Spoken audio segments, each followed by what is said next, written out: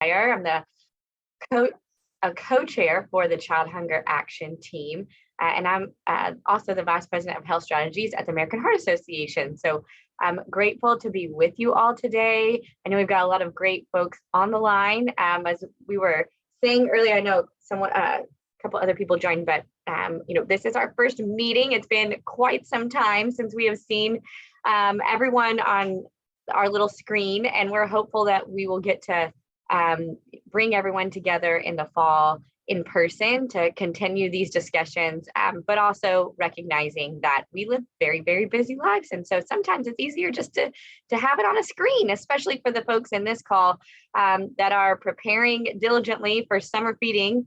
As we're going to talk about that, that's all what, as Kristen mentioned, the bulk of our conversation, just how everyone is planning to roll things out this summer. It's going to be half of a summer that's similar to how it's been, half not. And how do you juggle that? And how do you, work with families who have gotten, to be able to have a program that's a little bit more flexible for the past 2 years, and then that flexibility is not going to be there. So don't want to give all the panel questions away, but that is certainly what we'll be focusing on today.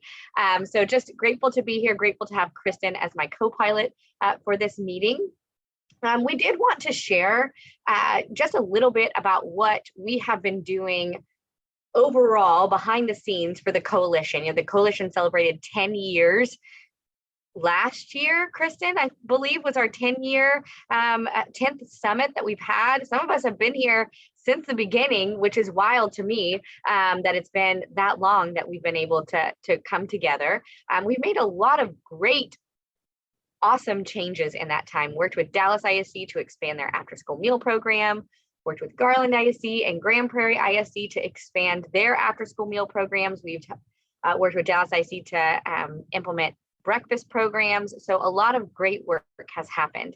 But I think with many organizations, COVID really made everyone think for a minute and really reevaluate what we were doing, and if we were doing it in a way that really met our community where they needed us to be, and also recognizing that we've been doing things pretty similarly for the past 10 years, and just needed a little bit of time to step back and look at the work and cheer the work that has been done, but also see that our community, the needs of our community, are a little bit different than they have been in the past. And so through this, we worked with steady state strategies to do a strategic plan that the coalition is not done with, but we did land on a new vision and a new mission, which you see on the screen, that we as a coalition exist to ensure that all in Greater Dallas live in a community where there is sustainable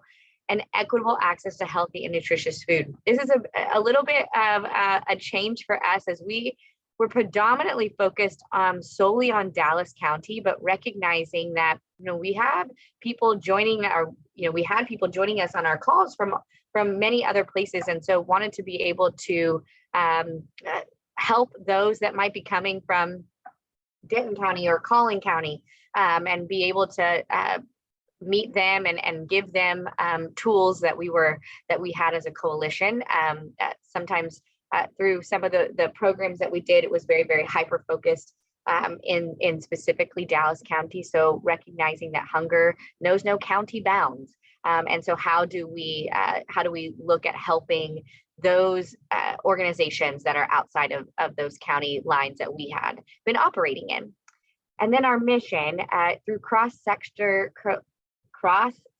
collaboration, the coalition works with the community to identify challenges and solutions towards achieving equitable access to healthy and nutritious food. I think one of the things I love most about this coalition is that we are not just singular focused in child hunger, or senior hunger, but we've got groups all that expand all across the hunger spectrum, looking at urban agriculture, looking at the faith community and how they can play a part, looking at policy and advocacy.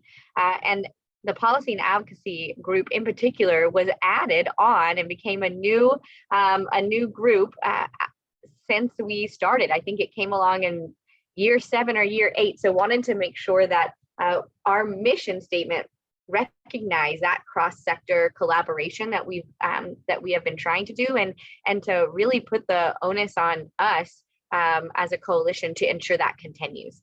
There's not a lot of other coalitions that have these different groups and different focus areas that come together and really look at how to address hunger in a variety of different lenses. And so that's something that we wanted to highlight and to continue.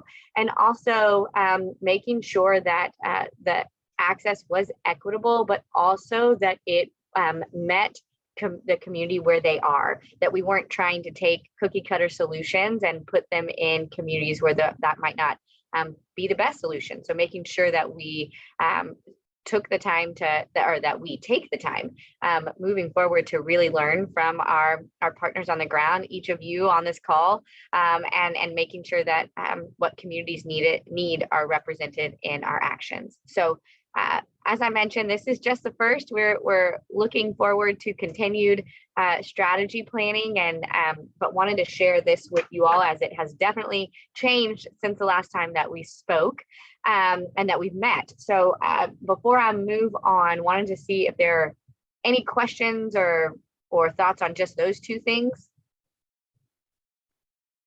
Sorry, Kristen. Well, Kristen, I think you're spot on. No questions. I'll go to that next slide, which is our plan and our strategy is that this coalition has action teams in those 5 priority areas: child hunger, senior hunger, faith, community, urban agriculture, and public policy. And so we want to reduce the impact of food insecurity on our community. This is a child hunger action team, but I also join in on the public policy action team. And so also, if there are any that kind of pique your interest in this, please reach out to Kristen or myself. We are more than happy to connect you. You don't have to stay in one action team. We love that cross-sector collaboration. So feel free, if you or someone else from your organization wants to learn more about another area, we would love to get you connected to that action team leader. So each action team develops goals and objectives and really makes movement in their area. That's our responsibility. And so that is how this coalition operates. But we really do want to find opportunities to cross-pollinate with other action teams. And that will be something that we do more of and really make a strategic have a focus on in the upcoming years. So now that we are here for the chat, we are going to have a chat with 2 exceptional leaders in the hunger field. I know that many of you, whether you are a sponsor, whether you are a site for summer, it's going to look a little bit different this year than it has the past 2 years. Good, bad, indifferent. It's just going to look a little bit new or kind of old, I guess, if you think about it, going back to how it was. So it's been a long time since we've met. I know that we've all been navigating, the hunger playing field a little bit differently, going through different strategies and trying to really ensure that kids are getting fed and that we are taking strategic steps to make that happen. As new waivers come down, waivers go away, just lots of different changes. So excited to have 2 amazing panelists who I have had the pleasure of working with very recently in some cases. And so grateful for both Dorothy Cadet, who is the Unit Finance Controller for Louisville ISD. Dorothy, that title has, I believe, gotten better since the last time that we spoke. So congratulations on that. And yes, and Dorothy's from the school district side. So I think it's really going to be a wonderful conversation because Dorothy coming from a school district side, Lauren coming from a community side. Lauren Steelman is the Director of Child Nutrition with Equal Heart. Getting to hear how how this summer is going to look, how you're even thinking about, or if you are even thinking about the next school year. But first, Dorothy, I'll start with you, and then Lauren will go to you next. Would love to know first the role that you play. If you want to share a little bit about the role you play, the role you as a school district, you as a sponsor are playing in the summer hunger game plan that we are living in right now. And then tell us a little bit more about your feeding program and what that is going to look like this summer. So Dorothy, I'll hand it to you. Hello, everyone. Good morning. So I am currently the unit finance controller. I was formerly one of our district dietitians. We have two of them. And so in that role, as well as working with another hunger council, I try and stay abreast of a lot of the changes that are coming down from TDA, as well as as you said, Jenny, the needs of the community, and not trying to retrofit something that does not fit for every case. So in doing that, we have 68 schools in our district. So we have a rather large district, and we have there are about 13 municipalities that we deal with in Denton County. And so in the process of trying to figure out how that all works, we're also in the midst of contract renegotiation. So with our district, and so we were awarded the contract. And so how that impacts our feeding program is that for the last 2 years, we've used the SSO program. So we were using that instead of the NSLP program for many different reasons, but that's the way the district decided to go. So right now we're feeding about 95% of our student body throughout the year. During the summer, our contract changes, so that has more to do with how and who pays for the meals. Even though we're still under the SSO program, a lot of the waivers allowed us to, do away with some of the income eligibility requirements, which allowed us to feed all of our students for free. Now, because of that, we're only going to have about 32 open sites. I'm sorry, we're going to have 32 sites for our summer. 13 are going to be open, 19 are going to be closed. And we'll run our program more or less from May 31st through about July 20th.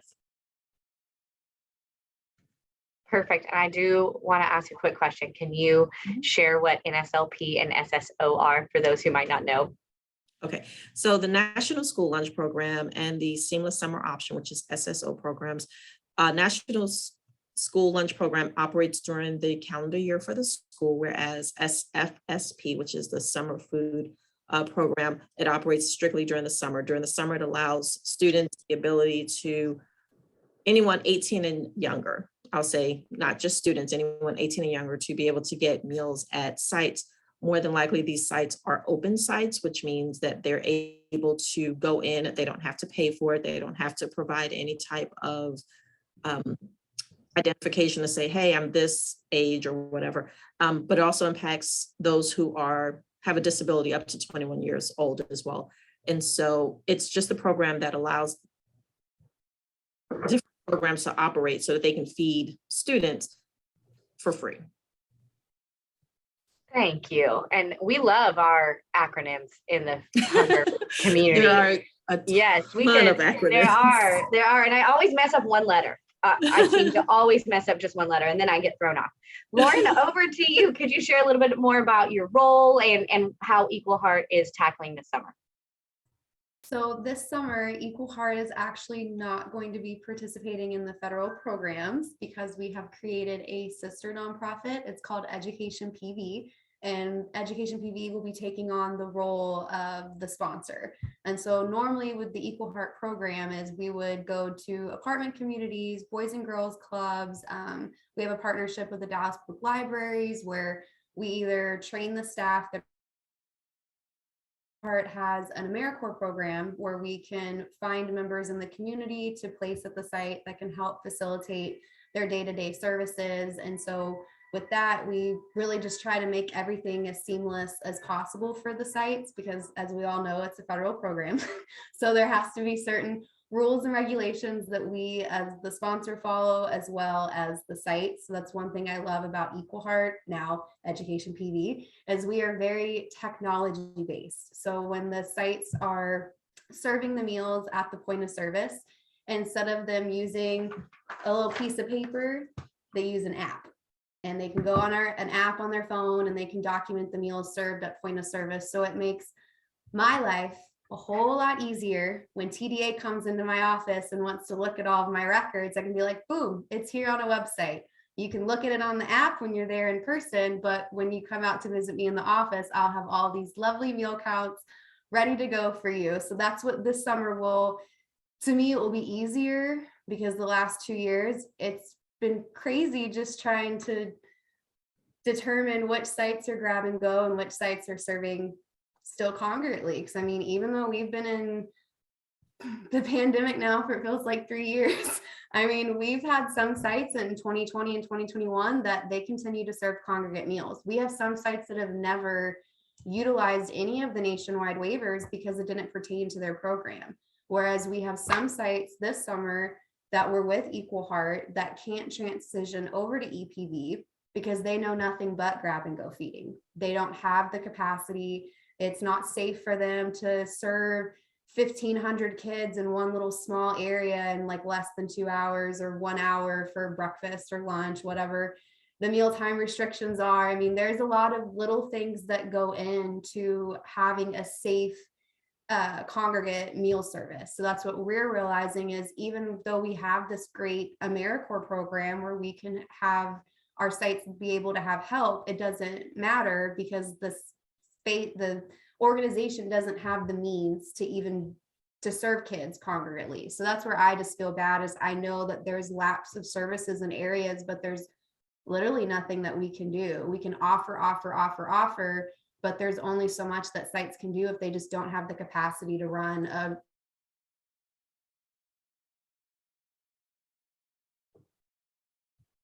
Oh no, not me. Oh no. No, I think she. Okay, we lost Lauren. Okay. I'm gonna I'll so- piggyback off of one Yeah, of the things please that do. she was saying. So also to your point earlier, if someone is interested in learning about all the acronyms and about the different meal programs and the requirements for each, they can go to squaremeals.org as the home base for TDA, which is the Texas Department of Agriculture. And you can learn about every program, the different requirements and what you'll have to do. And there's the ARM, which is pretty much the administrative reference manual, where you can find out all information about how the programs run and how it's to be assessed. Thank you, Dorothy. I appreciate that. Sure. And then you can see all the lovely acronyms on one big page. Exactly. Yes. The ARM is probably about 1,100 pages at this point. Oh, good gracious. That's It's huge, and it's a live document, so don't ever print it out. Just go on the website. That way you can pull it up. But I'm yes. You're back, Lauren. Perfect. My gosh.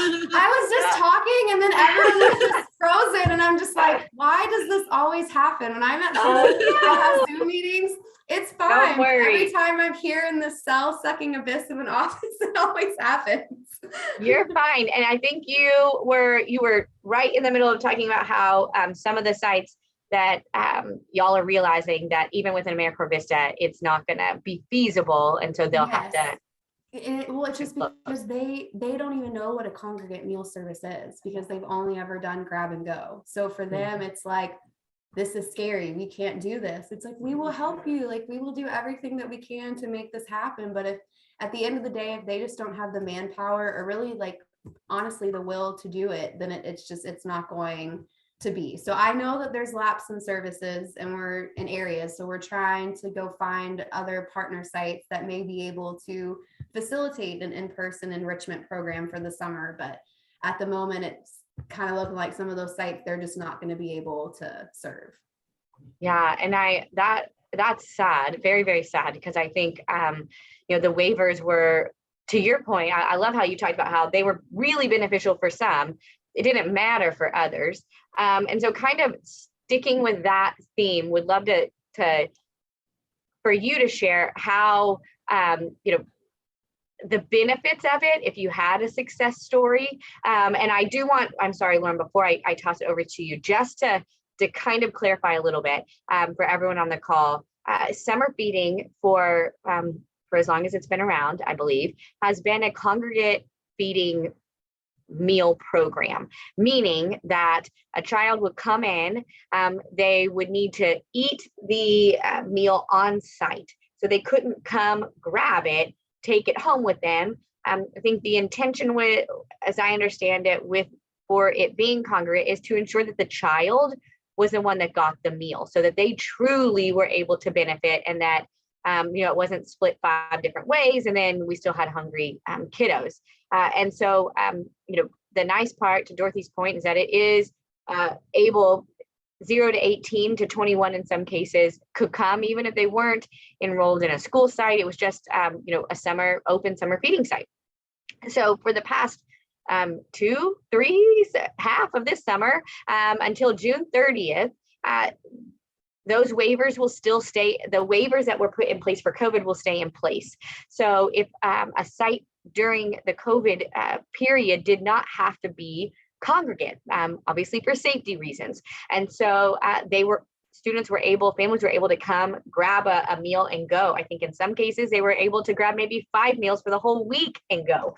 And so on June 30th, that will no longer be the case. And so you're looking at families who might not have ever participated in summer feeding before, are now going, before grab and go, are now going to have to go to a site, stay there. It was already difficult in Texas because it gets really, really hot. So if it's an outdoor site, that's hard. There are certainly lots of advocacy efforts in the Capitol to change and adjust so that congregate feeding is not the only way for summer feeding, but right now that is what our sites will be going back to after June 30th. And so just an important note to take when Lauren and Dorothy are speaking about those waivers. That's the change that's going to happen this summer. So Lauren, did you have any success stories with those waivers? How were they beneficial? I mean, honestly, it was your beneficial. people? It was beneficial to our staff to have the monitor waivers, because I mean, I could just sit here at my desk or sit at my home and I could knock out like 3 or 4 reviews within a 2-hour time period. Whereas before, you would have to drive to the site, be there for the review, drive to the other sites. I mean, that's what was beneficial to us. And then, I mean, I will say, like how you said earlier, the meal has to be handed to the child. With the waivers, we could just hand to a parent, they could go on. I mean, in Texas, it was very, I'd say we had a trust factor. It was summer, we didn't ask for an ID, birth certificate, whatever. I mean, if you came up and said that you had X amount of kids, we gave you those meals. But then in after school, we had an entire, system of, you had to give us your birth certificate. Like we'd ask them to, in the summer, we'd ask them to show us the documentation, but we didn't have to keep track of it. Whereas in after school, you have to keep track of your point of service meal count and your attendance record. That's now into one. So we created a system where we had all these kids that had a family code. And when the mom would come up to get the meals, she would be like, this is my family code. All her kids' names would pop up in the system. So it's like, now I just feel bad that we've done all this work for systems and processes that we're never going to be able to utilize again. So it's like the waivers were great. They're very helpful for the families, and then for our staff to be able to be protected when in the beginning of COVID. Because I mean, none of us went anywhere. We stayed at our houses from like April 2020 till like, I think it was January or February 2021 when we came back into the office. But I mean, I just started going back to doing in-person reviews, and it's very weird. So it's just going to be a new thing to just go back to the old way of how we used to do the summer meals program. Yeah, that we have to remember how it was back in the day. I mean, and I've only been a part of this feeding program since like 2017, 2018. So I mean, it was definitely weird for like 2.5 years to do it how you did, how everyone's done it for years. And then for the last 2, it's like non-congregate meals. What is this? Like that was always a no-no. Right, absolutely. I and know you have that heat advisory that tells you it was X amount today outside, and that's why our kids took meals off site. Yeah, goodness gracious, I know, and it's already hot, so I'm not looking. Oh my gosh, I know. Me at all. Dorothy, how is it for you on the school side? I feel like it might be a little bit different than on the community setting. Would love to kind of hear how the waivers benefited you, didn't benefit you all. Would love to hear that. So as far as income eligibility, so similar to what Lauren was just speaking about. So when it removed that barrier, it allowed us to have, last summer, I think we served about 56 sites. Whereas this summer, we're only have 13 open, but then we're going to have about 19 that are closed. So that's just enrolled programs that parents are going to have to pay for. And so that's a huge number. That's a big difference, because on average, we can serve like 47,000 meals on average per day during the school year. During the summer, we were doing about 8 to 10,000. We're estimated at this point to not have as many schools be able to qualify. So qualifying meaning where you are with your percent of poverty. So if you're like 54% free and reduced, then you can serve meals for free. However, if you're below that limit, then you're going to have paid. And so for us, that's going to be a huge change. And so, also the congregate feeding program and serving multiple meals per day was amazing, because we were able to, like Lauren had said, give, 4 and 5 different days worth of food. So that means that the heat was no longer a factor. They could all come at one time and pick up their meals and then go home, and they wouldn't have to come back out again, because we know free and reduced populations tend to have to either bus or walk, or have to be somewhere where they can be close to their school campus. And so when they have to come back every single day, that's also a hindrance. So that's going to be a little bit of a challenge. The guardians having to be able to pick up meals was great. So all of these are things that we had success with, because we were able to do that, because we're able to have the convenience, we're able to have the grab and go snacks and dinners, and we're able to get more sites qualified. So last year, it was all of those things that were a success story, where we fed the most number of kids we were able to feed in our program's history of being here for 25 years. But going back to the old way of doing it, meaning without, congregate feeding, having to instill congregate feeding again, which means all students have to eat on site, having to make sure that the site qualified, making sure that you can only serve one meal per student per meal period. All of those things are going to definitely cause a little bit of a challenge in terms of us being able to say this is yet another successful year. So last year, those were our successes. That's awesome. And I remember the numbers kept coming from Louisville ISD about all the kids that were impacted, and it was so beneficial. Speaking personally, my daughter started kindergarten this year, and she loved the fact that she was able, she only wanted to eat at school. My lunches were not up to her stuff. And I was talking to the child nutrition directors at our school district, and just so grateful and thankful, because it was a huge help for me, to not have to wake up early and make lunches, but to be able to send her and know that she would be fed. I think she's not going to change her ways next year, but it's certainly going to be costing, for me. And I think that's interesting, just to think about the families that are right on that line, that they might not qualify for a free or reduced more meal, but they probably, should, just a couple days of missed work would put them on, however that, that works for certain families. I know it was probably a huge blessing these past 2 years to not have to worry. And so I understand next year will be very, very different. Speaking with several school districts, I know they are awaiting kind of the punch in the gut that is going to happen when kids are going to have to start paying for meals. And so kind of takes me, Dorothy, a little bit to the next question I had about, that you're not getting a full summer of full-blown waivers. And so would love, and if you want to say something about what I just said, please do in this time as well, but would love to kind of know how that's changed. It sounds like you've obviously had to pull back on the number of sites. Are you going to have to do anything different come June 30th? I know, speaking to several school districts, they're just not going to serve past June 30th. They're stopping. So glad to hear that y'all are not, that you're going through July, but would love to kind of just hear what that's meant for your summer plannings, and then anything else you want to mention about the past school year.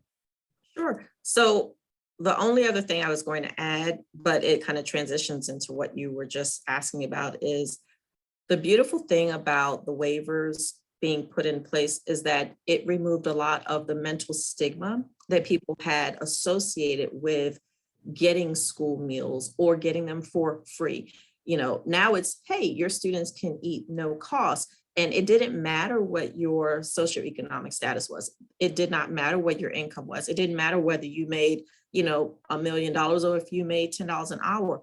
All of that was able to be removed so that we could actually feed kids who wanted it, and to help out parents who either didn't have the resources that they needed to be able to provide full, complete, nutritious meals, or whether they're just a busy parent who just ran out of time. Whatever that looked like, we're still able to do that. And these waivers allowed us to be able to do that. And I think that's one of the things that, if the goal is to feed kids, that's what the waivers do. And by removing that, yes, we're still going to feed kids. That's not going to stop, but it's going to transition how, and that's going to be the pivotal point in linchpin, because with waivers expiring on June 30th, we had to work with our district, and the district has been extremely amazing with us in terms of contract changing, how meals are paid for, who pays for what. They're going to pick up the cost for students who eat it throughout July.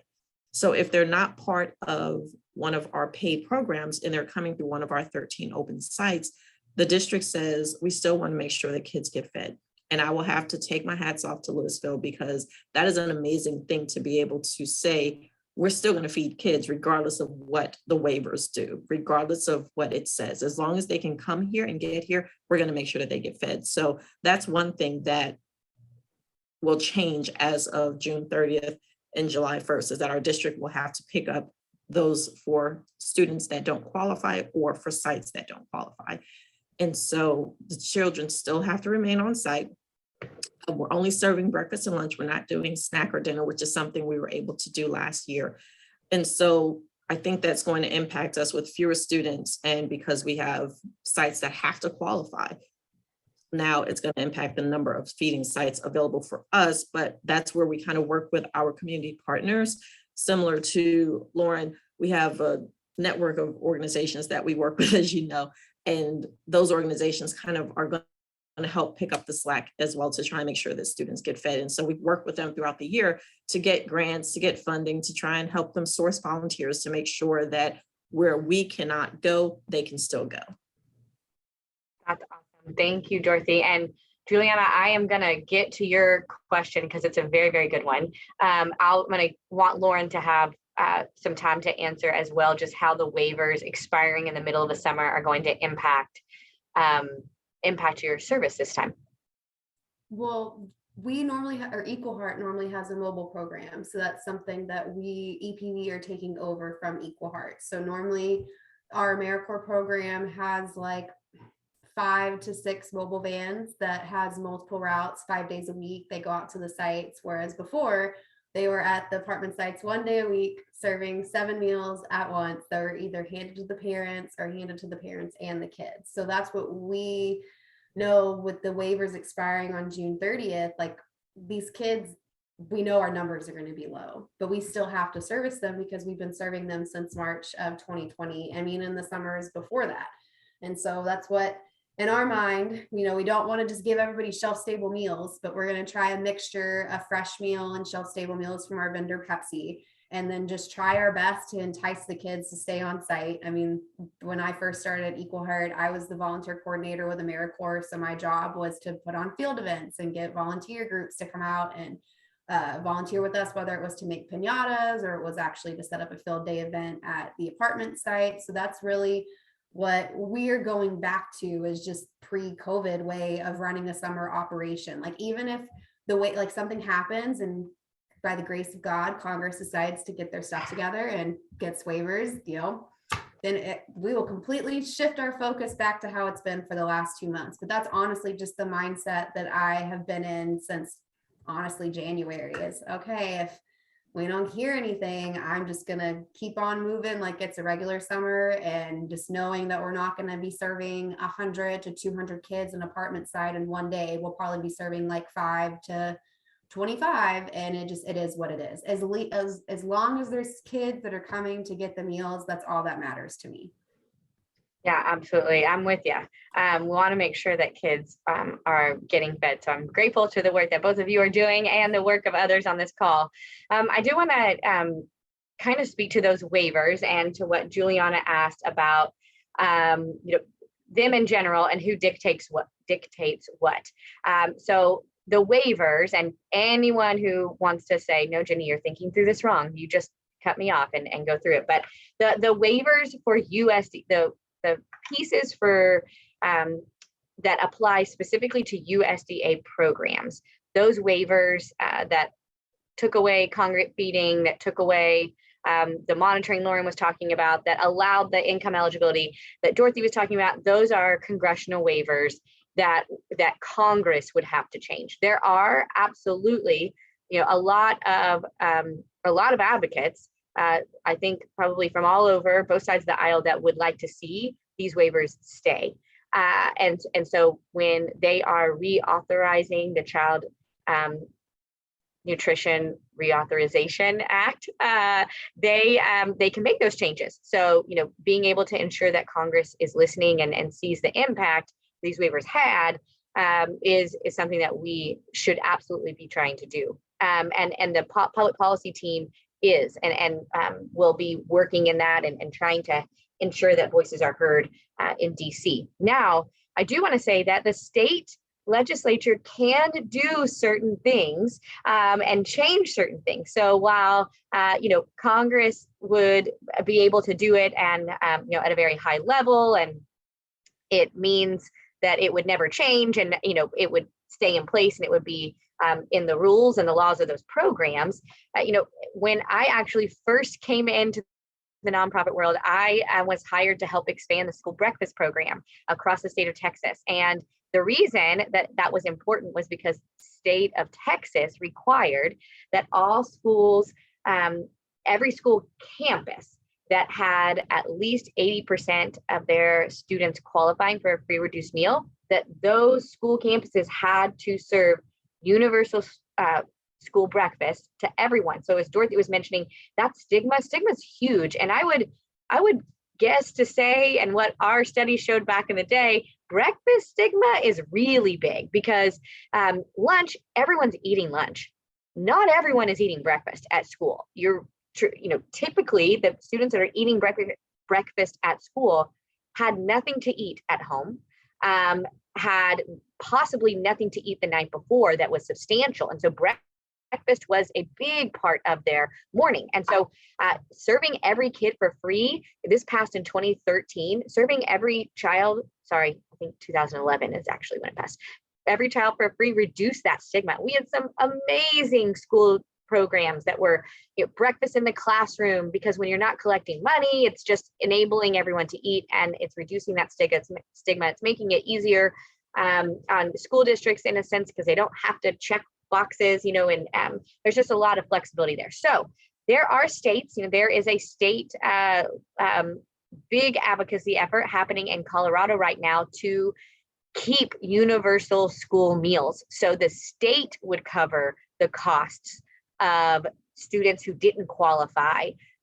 They would cover that excess cost. So the school district will still get the federal reimbursement, but then anything that was missing, the state would cover. So now everybody can eat. Again, stigma is gone, and it's just a help overall for, as Dorothy was saying, whether you're working 3 jobs and getting together, you don't qualify for a reduced meal, but getting that meal together is very, very stressful to make sure that you've grocery shopped on time and making everything in work.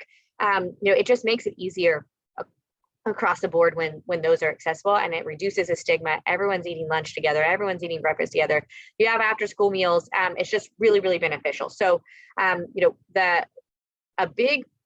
would say a big piece of why the school breakfast bill passed in Texas is because the beneficiaries of universal school breakfast, of more kids eating, are farmers in Texas. It's our agriculture community, where not only is it kids, kids are very benefited, families are very benefited, but also it helps our state.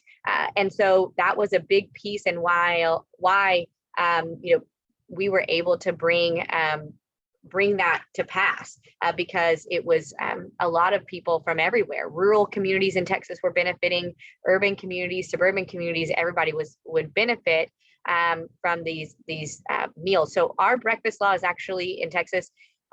It was formatted to mimic what was done in Colorado. Colorado has universal school breakfast statewide. I believe New Mexico does as well.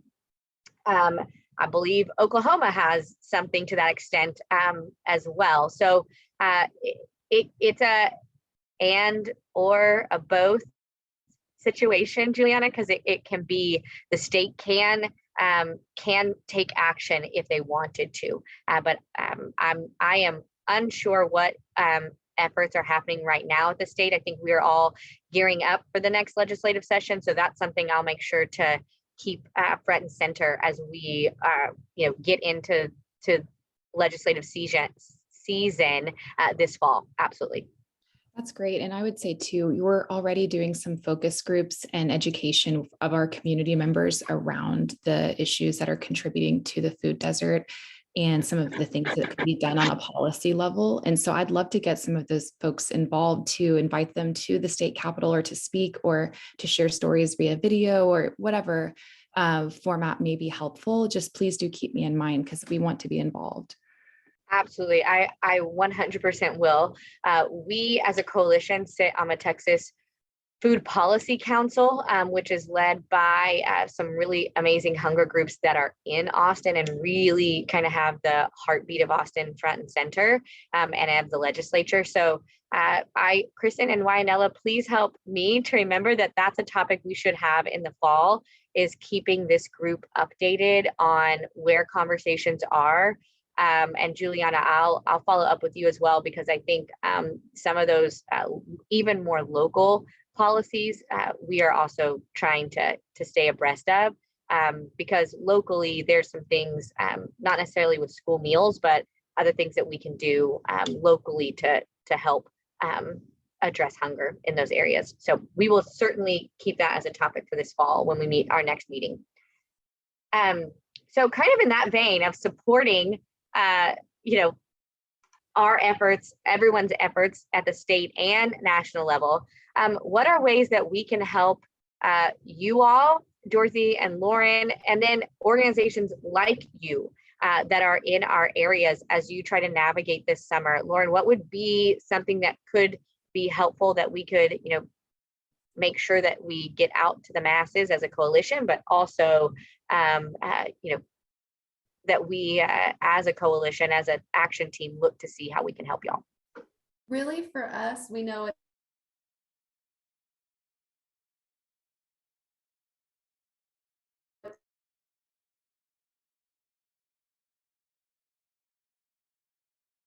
just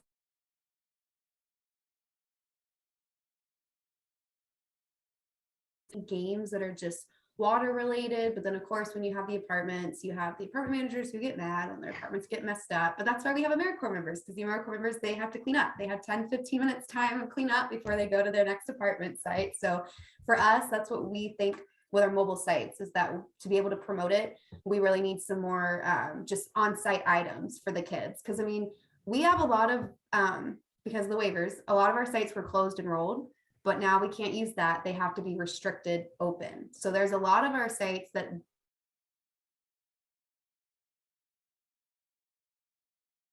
pay for the meals. That's what our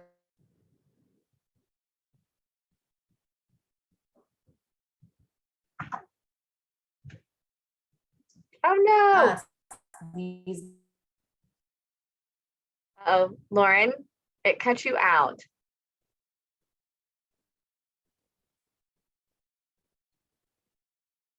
Gonna give her a second.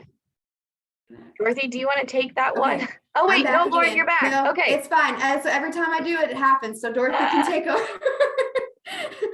Nope, you're good. So supplies is what from Lauren. Supplies. Absolutely. Supplies Okay, yes. that's perfect. Dorothy, anything to add on that one? Yes, I just dropped in the chat. We have an interactive map, which is where not just our locations, but also our community partners' locations. And so if you all can share that we get approximately 80,000 hits for the summer, where we have those who are looking for different food sites. And it doesn't matter, different age ranges, because our partners will, we feed anyone from kids to adults, depending on the partner site. But on the interactive map, you'll be able to see, it's just a Google map that will share information and be able to help others know where the feeding sites are, what their hours are, what meals are being served, and any other relevant information. So we would love, love, love if you all could just share that. And that's for Denton County. So that's the different municipalities that we have that we service. That would be amazing. And then the other thing that is really important to share is that because we're going back to the standard national school lunch program and we're removing income eligibility, one of the biggest things that people need to be aware of is that they have to requalify through the free and reduced meal program. So as of fall, they'll get a 30-day grace period when they first start school, but they have to actually go and get on their free and reduced program in order to receive meals. And that there's so many other benefits that it helps with besides meals. They can get additional resources such as tutoring. They have, deferred college costs. They have free ACT, SAT, AP fees. They can get free access to and free computers, free cell phone. There's so many different things that when they register for free and reduced program that will help them in their not just school year, but even as they're beginning to apply to college, to reduce a lot of those fees. And so we're really, really trying to get the word out that please, please, please make sure that whatever school someone is a part of, that they try and go ahead and get registered with their free and reduced program. So that way, day one, their student is covered and they do not incur additional fees because of meals. Because again, everyone is used to them being free as of the beginning of the school year. That will no longer be the case, and everyone's still going to have to go back to qualifying based off of need. Absolutely. That's going to be a big change, a very, very big change. It is. For families that have not. A document that we've been sending out and sharing for, okay, so I'll send you the document that has a really good pictograph of the different things that are available for students and families when they sign up to become part of the free and reduced program. But for those, because all the meals have been free, students and families should not have any debt for the school year, because unless they were getting a la carte items, but again, they were not.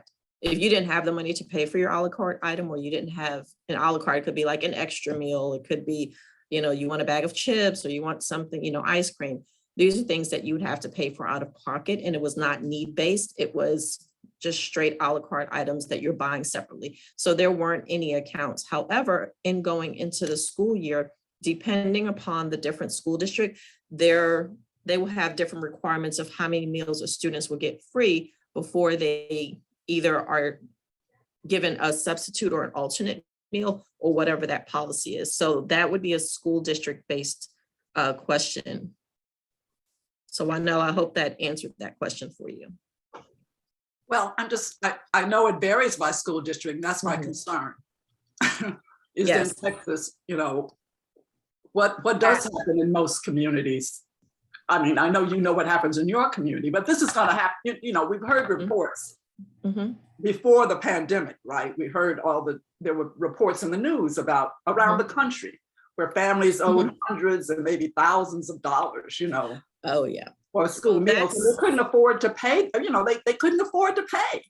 And so school districts handled it differently all around the country. Some children maybe got a lunch, maybe they didn't. They got something that was just a crappy something, So well, I can speak for our school district. Our school district, we try and monitor that. We monitor that on a monthly basis. So we will never let any family or student get up to the hundreds and thousands of dollars.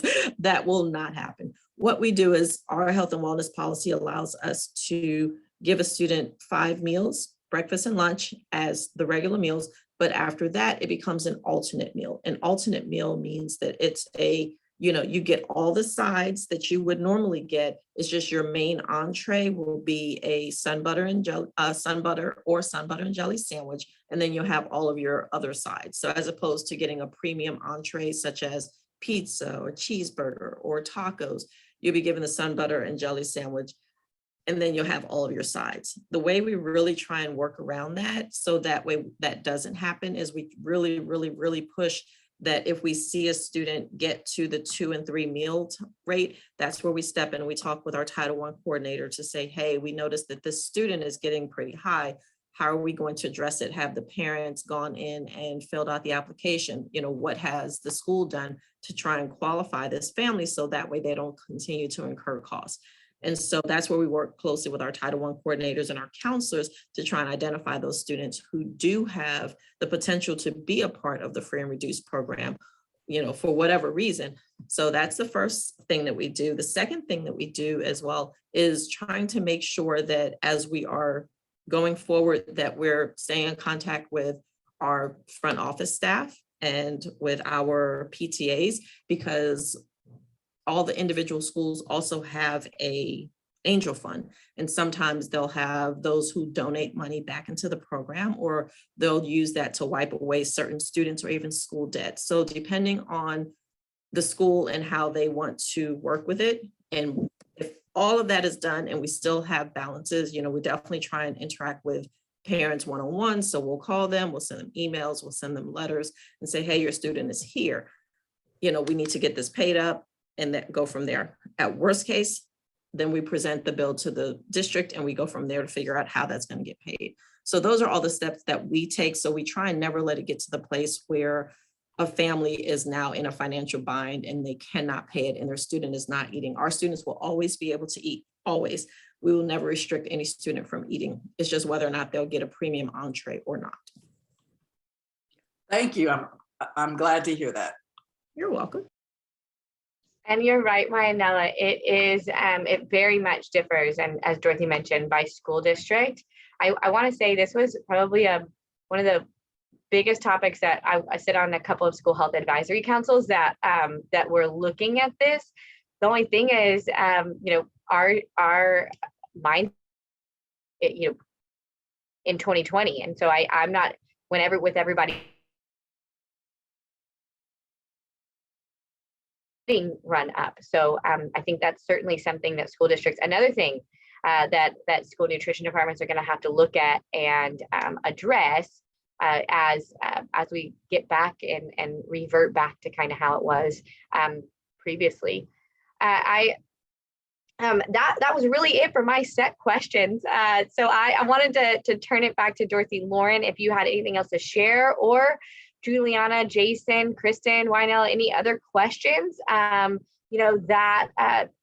you would like to get answered? I don't have a question, but I do have an ask. Yes, in ask away. In addition to getting out the word about the free and reduced program and getting registered, or the interactive map, we are in desperate need of hiring staff for the fall. And we are working hard and diligently. We're going everywhere we can possibly go.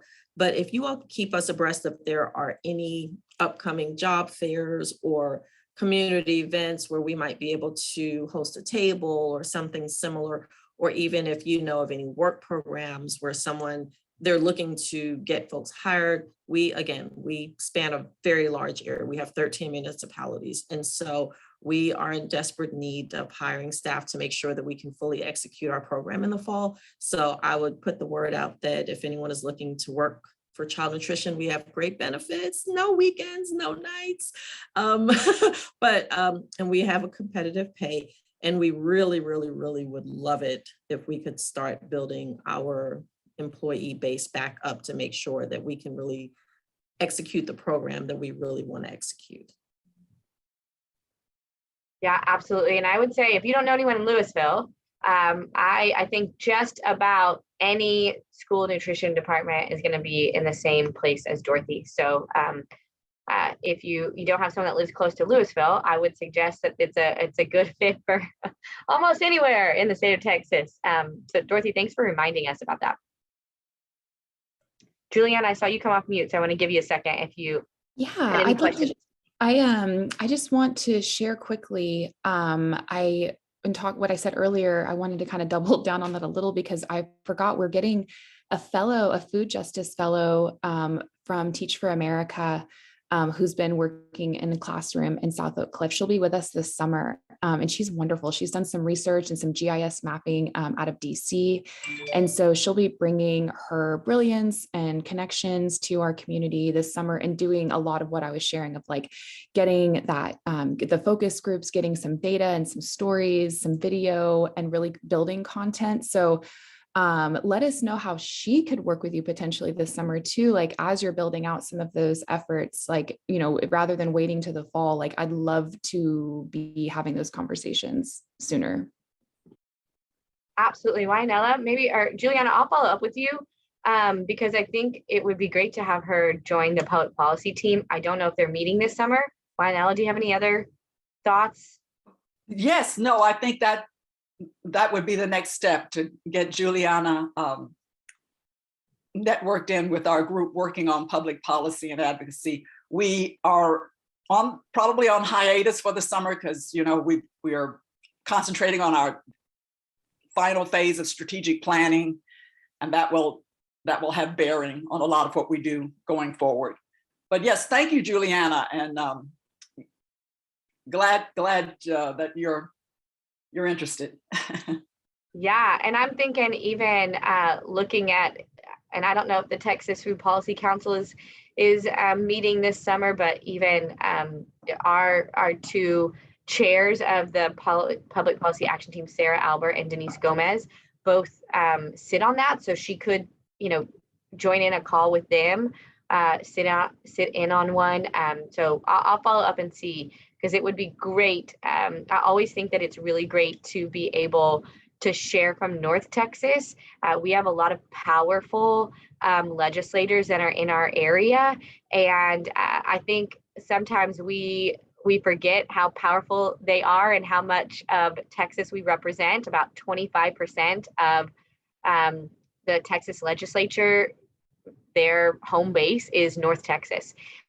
Between us and Greater Houston, we have a lot of voices, and we don't live close to Austin necessarily, but our voices should absolutely still be represented. And so I think it would be great to be able to just get engaged in that work and be able to share the benefits that our partners have seen with these waivers, and just remind our legislators that they can,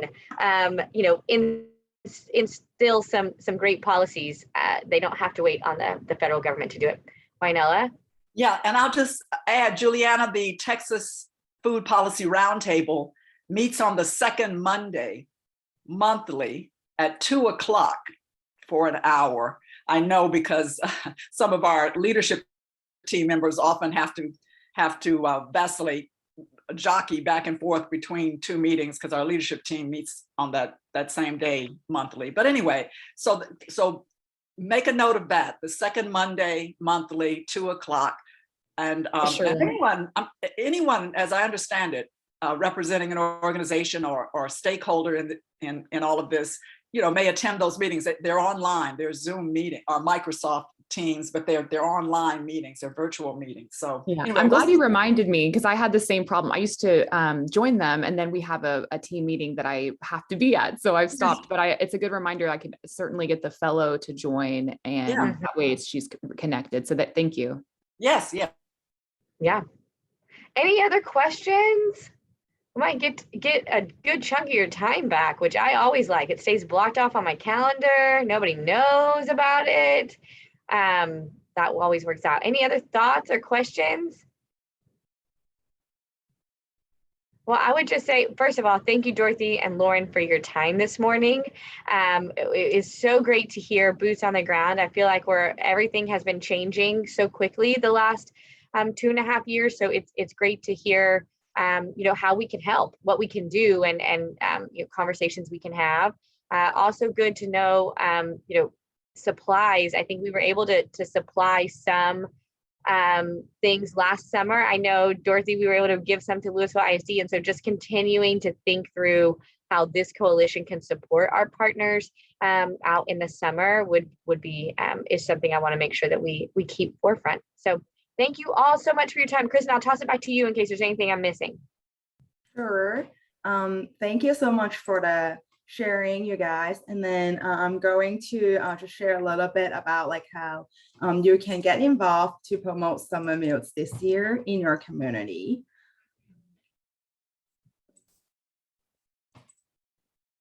So meal numbers and what it looks like compares to 2020.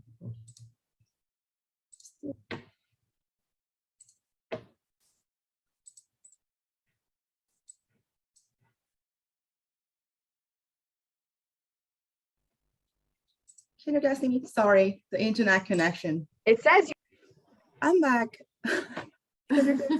Sorry. Yeah, there must be some crazy Wi-Fi, because our boss, she just emailed everybody and was like, if something happened with the Wi-Fi, if you got kicked off, you got put back onto this. So it seems like everyone's having Wi-Fi issues. Yes. Might be something in Dallas this morning. I know, so I don't feel bad. I'm like, good, it wasn't just me. Like other people are having issues too. Oh. All right, I'm back, guys. I'm so sorry. So yeah, first I want to share a little bit of the summer meal numbers of what the last summer looked like in comparison to the year before. So 2020 and 2021 summer meal numbers. And then here are the total meal served and the number of sponsors in Dallas County for summer 2020 compares to 2021. So as you guys can see, we have like a significant increase for about like 360,000 meals. So even though we lost 5 sponsors in Dallas County. So a lot of it is because kind of like what we shared about earlier, we removed some of the restrictions on serving meals due to COVID, like non-congregate feeding, which means that kids did not have to eat the meals on site. And then sites can do like bulk meal pickups. And then lots of these changes like allow families to participate in the summer meal program. So this is like kind of helpful for us to kind of see like the impact of summer meals. And then it's also very important, like we talk about at our panels session, that this helps us to advocate for the summer meals program and help our community as well. So, and then we also talk about like all the changes that we'll see this summer. So it's very important for us to promote summer meals program this summer. And then here are some like just marketing materials that you can share with your community. Here we have some like banners or like things like little web buttons that you can share when you send out like the emails and or like your social media page, your website, things like that. I also include a link here that you can download those materials in Spanish and English as well. And we also do have some physical outreach materials like available at our office. So if you're interested, it's very helpful to have those like posters, door hangers, yard signs, bookmarks, and things like that, that you can use that at your building, your organization building, and also like hand it out to your friends, even like community that you serve. This is a good way to just like promote the summer meals program in your community. And a lot of this outreach materials that we have available right now that you can fill out this request form, and I'll work with you to get those materials delivered to you. And one other thing that's very important that the summer testing hotline has changed. So it used to be 877-877. So now it's gonna be 304-304. So that's very important for us to kind of promote this new summer testing hotline. And also No Kid Hungry has offered a lot of digital materials in both English and Spanish as well that you can post on your social media and also like share with your community as well. And I do want to share, whoopsie, this meal site map. I know like Dorothy has like shared like a meal site map that's available in like Denton County, but this one you can just enter your like zip code or your address, and then you'll be able to see the nearby sites.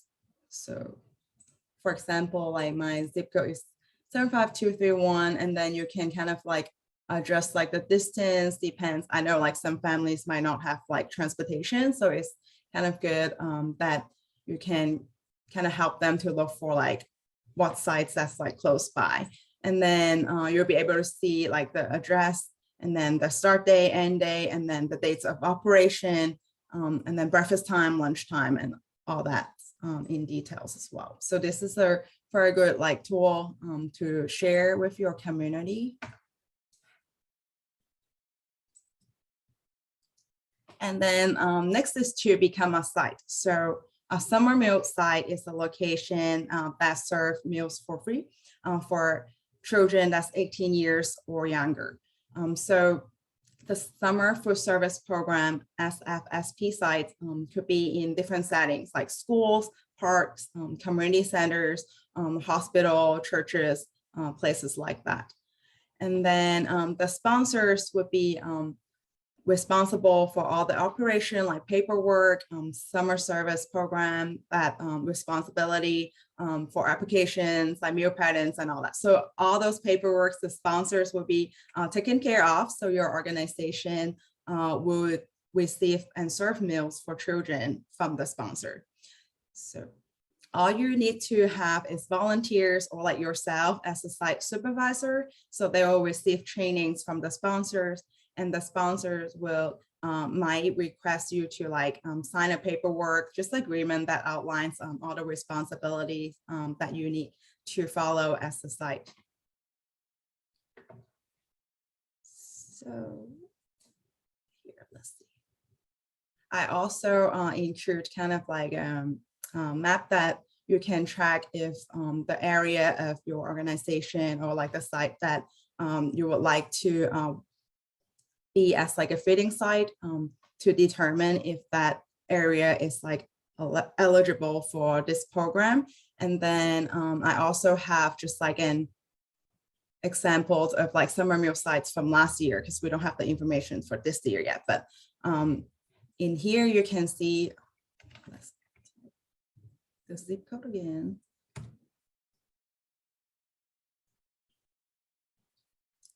So it also shows that like what sites is nearby, and then if the area is good to serve meals.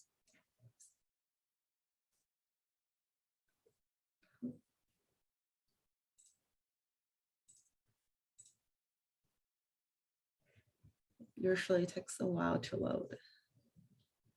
Okay, so yeah. Right here, you'll be able to see red means that area is eligible for the program. And then you can also see what sites are nearby. And also TDA has like a requirement of like sites cannot be 0.2 miles from each other. But then also that's something that you can talk to them like to kind of wait for it. I also, that's something that you can also communicate with the sponsors, and they can help you like walk through all this as well. It makes me laugh, Kristen, because the site that you just clicked on was one of Equal Heart sites Yeah. last summer. Kids, you can Terra Creek. I was like, wait, that's my site. We have them this year too, but they have a different name because the apartment the apartment complex changed their name. So now they're like Kids U Honeycut or something, but that just made me laugh. So I was like, hold on, what? Yeah. I know that you guys have a lot of sites in the Dallas area. So it's like, yes. One of theirs. It was. It's awesome. Yeah. And then as well, like you can talk to Lauren. They are also like one of like the sponsors as well. So they will help you through like all this paperwork and process of becoming a site. And if you have like any questions, please contact me. I've included my email address here. If you want to like know more about like how to become a site, or interested in just like getting more information so that you can share that with your community, feel free to just contact me. Yeah. Do you guys have any questions? No questions. That's awesome. So if not, I'll hand it over to Jenny to share some announcements and close our meetings as well. I'll turn it back to you, Jenny. Thanks, Kristen. So our next meeting will be in September of 2022. We hope to be able to kind of learn from the experiences of this summer and start preparing for the next summer, thinking through after school meals, thinking through how we can support school districts. As Dorothy mentioned, it's going to be a pretty big change for them. I was blown away by them feeding 95% of their student body. That's pretty amazing. And we know that's going to decrease, and not only with the decrease, but also staffing shortages, supply chain shortages have really just been a big burden on school districts and sponsors alike. And so just looking forward to our meeting in September to really debrief what has happened and start planning for how we can support our community. In September, we'll also have an update to our strategic plan as a coalition. And so looking to be able to share some from that, and just excited to be able to bring everyone back together. So we will be in touch with more details on the September meeting, but thank you all for joining. And also please invite your friends. We got to get our numbers back up. So we'll be sending lots of reminders and things around that nature, and just appreciate you all coming today. So thank you so much. Have a great rest of your day. Bye, everybody. Bye, everybody. Thank Bye. you. Thank you. Thank you. Thank you. Thank Very- you. very Thank you, informative. Lionel and Kristen. Thank you, Jenny Thank and you. Kristen. Bye.